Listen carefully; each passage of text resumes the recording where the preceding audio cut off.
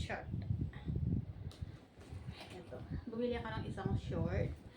Bali ito is 10 ang tatlo. So ito binili ko. Ito, bumili ako ng short. Ito, pants.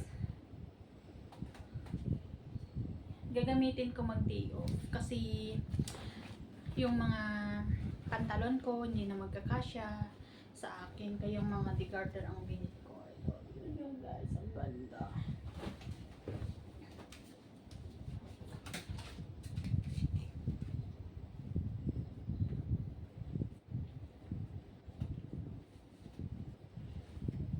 Yan.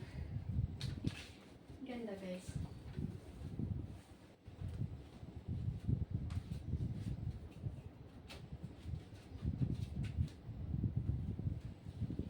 Ganyan siya.